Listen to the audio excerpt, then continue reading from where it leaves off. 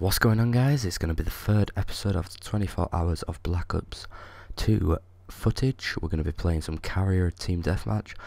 We're still on board with Knowledge. He's still supplying all the footage for us until we actually manage to get the game in here. We're going to be rolling with the SI2, I think it is, SL2, S12.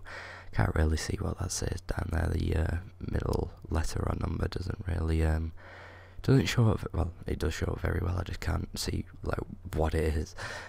So on first looks, I thought this was an AK-47, but it's actually a shotgun. And Knowledge himself actually said that this shotgun is abysmal. The range on this shotgun in particular seems to be particularly low. So let's run through a few obvious things we can see about it. So obviously it's a shotgun. It's got 10 rounds in its magazine, and you can carry 30 rounds of ammunition for it. It's semi-auto, so every time you hit your right trigger, it's going to fire. And from what I can see, the range is not very good at all.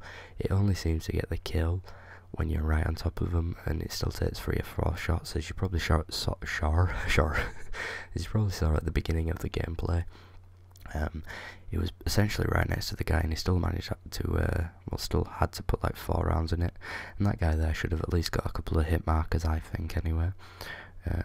Shotguns in games never seem to perform as well as they do in real life, because shotguns in real life are probably one of the most deadly weapons there is. Think about it in real life. I know I'm going on a bit of a tangent. A shotgun fires, a 12 gauge shotgun fires 12 huge metal, lead pellets at very fast speeds into you, and that's absolutely devastating. Right there, he actually managed to pick up a kill, but he was pretty much directly on top of the guy. There's not much more else to say about this weapon. It's not a very robust weapon, I'd say. It's not very good for anything further than that range there, and even there he struggled to get the kill.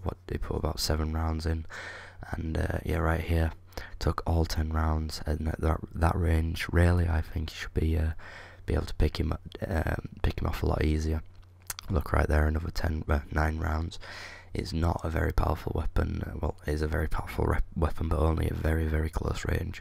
So obviously this weapon is only going to be used in very close quarters. Personally, I wouldn't recommend using it at all. From what I can see here, it's not very good, especially on a map like this. It is quite open. Maybe on some of the more closed up maps, I can't really think of one off the top of my head. I haven't really played the game all that much. I'm not that in tune with the maps, I guess you could say. But personally, I don't think this weapon is one to use a lot. Maybe it's one of those that people can use for challenges. Imagine trying to get a decent score streak with this. It's not going to happen like that. He took all 10 of his rounds there to pick off that guy, and that guy was pretty close, and he's been left with his pistol here. And obviously not many people are going to be using it, so there's not going to be many opportunities to pick up ammo. So that's going to be it. That's the first impressions of the SI2 or SL2, S12, yeah. That's probably about right, isn't it? We'll assume it's a semi-auto 12 gauge, so S12 sounds about right.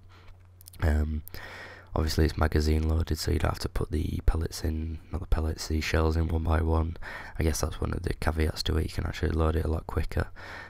It's actually rolling a lightweight class here, which will help him with the mobility, but on a map this open, it's not really doing a lot for him.